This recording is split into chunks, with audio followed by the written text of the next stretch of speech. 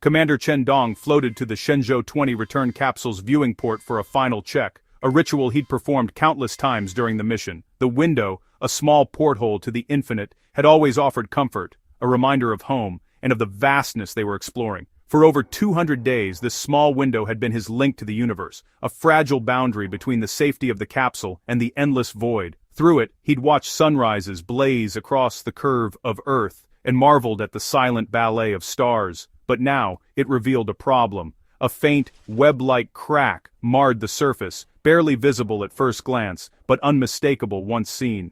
It was a flaw that seemed almost impossible in the precision-built world of spaceflight. In space, even a tiny flaw can be catastrophic. The vacuum outside is relentless, and the smallest breach can spell disaster for a crew hundreds of kilometers above Earth. Chen called over his crewmates, Chen Zhongrui and Wang Ji.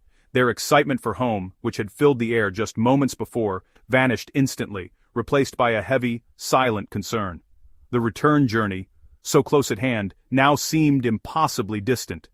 They documented the fracture with meticulous care, capturing every angle and detail, and sent the images to Beijing. Each click of the camera was a plea for help, a hope that someone on the ground would know what to do. The silence from mission control spoke volumes. On the other end, engineers and flight directors pored over the images, calculating risks, searching for answers, and weighing the lives of the crew against the unknowns. Every astronaut trains for emergencies, but this was different. A waiting game, not a fight. There was no immediate action to take, no switch to flip or procedure to follow, just the slow, agonizing passage of time. Their successful mission, months of work and discovery, was now overshadowed by this single, terrifying discovery. The sense of accomplishment was replaced by a gnawing uncertainty. The capsule, once their ride home, was now a potential tomb. The very vessel that had promised safe passage back to Earth had become a source of dread. The news came. Shenzhou 20 was unsafe for re-entry. The words were simple, but their meaning was profound. The crew could not return the way they had planned. A microscopic object, maybe a fleck of paint, maybe a tiny fragment of metal, had struck, creating a structural weakness invisible to the naked eye until now. In the harsh environment of space, even the smallest debris can be deadly. The crew was stranded not in chaos, but in a quiet, insidious way. There was no explosion, no alarms, just the slow realization that their path home was gone. They were safe on the Tiangong station, surrounded by technology and life support, but their bridge to Earth was gone. The station felt both like a sanctuary and a prison. The vast emptiness outside felt closer, the thin walls more fragile than ever. The reality of their isolation pressed in, a silent reminder of how far they were from home. Now their most important task was to wait for a solution from the ground. Every minute felt stretched, every hour a test of nerves and trust.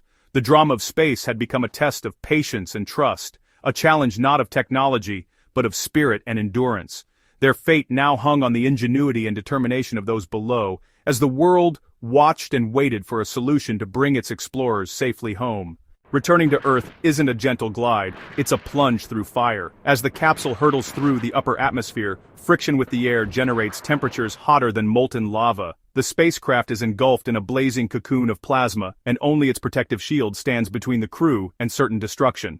The capsule's window, a marvel of engineering, is part of the shield that keeps astronauts alive during re-entry. It's designed to withstand the most extreme conditions imaginable: searing heat, crushing pressure, and the violent turbulence of descent. Every component is tested to the limit because even the smallest flaw can spell disaster. Even a hairline crack is a fatal weakness. The tiniest fracture can become a catastrophic breach when exposed to the forces of re-entry. There's no margin for error. The window must be flawless. The real danger comes during descent. Immense heat and pressure could force superheated plasma through the fracture. In seconds, the interior would be flooded with deadly gases, and the temperature would rise beyond survivable limits. Catastrophic depressurization would follow. Instant failure.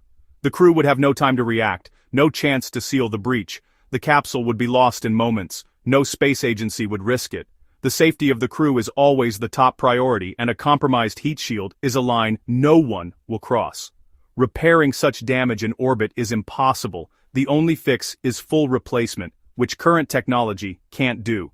There's no way to swap out a heat shield or window while floating hundreds of kilometers above Earth. The Shenzhou 20 capsule, was now just sophisticated space junk. Once a lifeboat, it had become a silent drifting relic, too dangerous to use, too valuable to ignore. The ground's decision was clear. The crew would not return in that ship. The risk was simply too great, and the consequences unthinkable. The astronauts' training prepared them for hard truths. They had drilled for emergencies, rehearsed every scenario, and learned to face the unknown with calm resolve. Now they had to trust the engineers below to devise a new way home. Every mind at Mission Control was focused on one goal: bringing the crew back alive. Their lives depended on the speed and creativity of China's space program. Every second counted, and every idea could mean the difference between life and death. The mission had changed from exploration to survival. Now, the world watched and waited, hoping for a miracle engineered from the ground up. The answer was already in orbit. Shenzhou 21, originally on a routine crew rotation, was suddenly thrust into a new, critical role. What was meant to be a standard mission now became a lifeboat, a beacon of hope for the stranded astronauts aboard Tiangong. In the vast silence of space, every decision carried immense weight, and the stakes had never been higher. Its mission changed overnight: bring the stranded crew home safely, against all odds. The astronauts and mission control teams on Earth worked tirelessly, adapting plans and running simulations to ensure every step would go smoothly. The sense of urgency was palpable, but so was the determination. Once docked, Tiangong became a temporary haven for 6 astronauts, who shared the cramped quarters for 9 tense days. The station, designed for fewer people, now buzzed with activity and cooperation as the 2 crews adjusted to their new reality.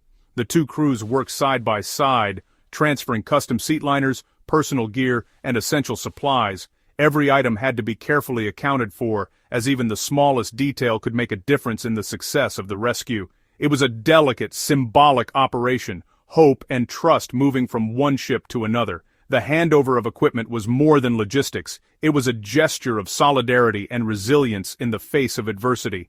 On November 14th, after 204 days in orbit, the Shenzhou 20 crew said goodbye to their home among the stars. Emotions ran high as they prepared to leave the station that had sheltered them for so long. They boarded Shenzhou 21, the very ship that had brought their rescuers, now transformed into their own ticket home. The moment was both tense and hopeful, as the crew placed their trust in the spacecraft and each other. The undocking was smooth, their return to Earth flawless.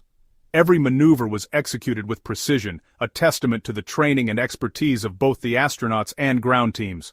Landing in the Gobi Desert, they emerged tired but safe, making history as the first Chinese crew to launch in one spacecraft and return in another. Their journey had tested the limits of endurance and teamwork. Their ordeal became a story of survival, ingenuity, and the unbreakable spirit of exploration. The world watched as China's space program proved its ability to overcome crisis and protect its astronauts. The rescue was a defining moment, showing that China's space program could handle the unexpected and rise to any challenge. They had faced the unknown, and through courage and unity, made it home. With Shenzhou 20 gone, Tiangong was left without a lifeboat for the first time. The new crew faced the same risk, but with no rescue ship on the way. This violated a core rule: always have a return vehicle ready. The decision showed how serious the risk of the cracked capsule was. Better no lifeboat than a doomed one. The station could support 6, only briefly. Stretching resources for a double crew was not an option. The crew's safety now depended on flawless station systems and a rapid response from Earth.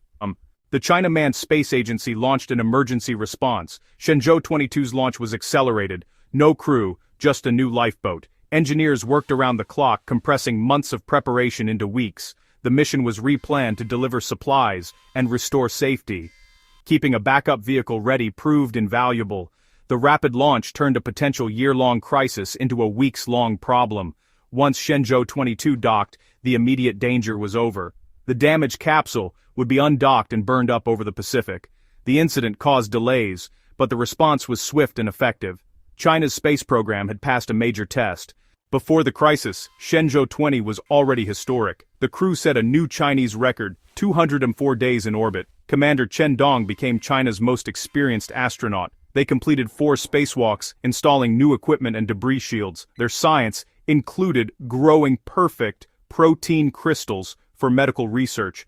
The mission proved China's ability for long-term spaceflight and advanced research. The emergency only highlighted their achievements. The mission will be remembered for its triumph, not its near disaster.